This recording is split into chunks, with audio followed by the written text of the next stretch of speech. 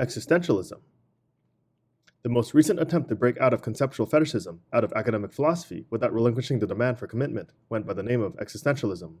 Like fundamental ontology, from which it split off by entering into political commitments, existentialism remained in idealistic bonds.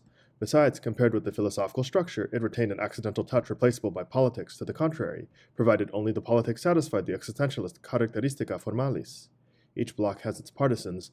There is no theoretical dividing line from decisionism, and yet the idealistic component of existentialism is a political function. As social critics, Sartre and his friends were unwilling to limit themselves to theoretical criticisms, and it did not escape them that wherever communism had seized power, it was digging in as a bureaucracy.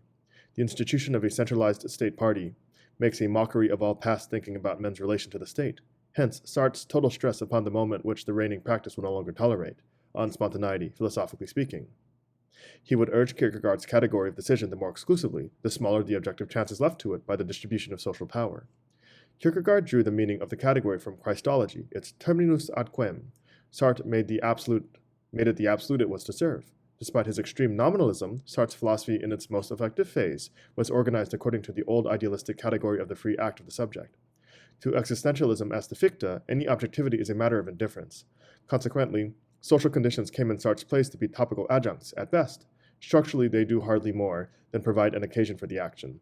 The irrationality to which Sartre's philosophical non-objectiveness condemned his plots was surely the last thing in the obdurate Enlightenment apostle's mind. The notion of absolute freedom of choice is as illusionary as that of the absolute I as the world's source has ever been. As for the situations that were built up as foils for heroic decisions, a modicum of political experience would make them wobble like stage props. Not even dramaturgically could such a sovereign choice be postulated at a concrete historic juncture. A general who resolved, as irrationally as he used to revel in atrocities, to allow no more of them to be committed. A general who raised the siege of a city already given into his hands by traitors who set up a utopian community instead. Such a general would have been promptly killed by mutinous soldiers or else recalled by his superiors even in the furious, farcically romanticized times of the German Renaissance. Fitting in only too well with this fact is that Gotz, bragging like Nestroy's Holofernes, who had at least been enlightened about his free act by the massacre of the City of Light, puts himself at the disposal of an organized people's movement, a transparent likeness of the ones against which Sartre plays off his absolute spontaneity.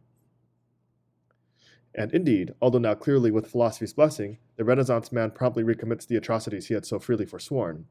The absolute subject cannot get out of its entanglements. The bonds it would have to tear, the bonds of dominion, are as one with the principle of absolute subjectivity. It honors Sartre that this shows up in his plays against his philosophical chef d'oeuvre.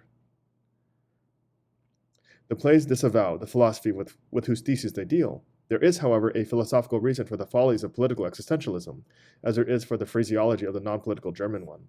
Existentialism raises the inevitable, the sheer existence of men, to the status of a mentality which the individual is to choose, without his choice being determined by any reason, and without there really being another choice. Whenever they go beyond such a tautology, existentialist teachings join hands with subjectivity as a being for itself, and as the sole substantial being.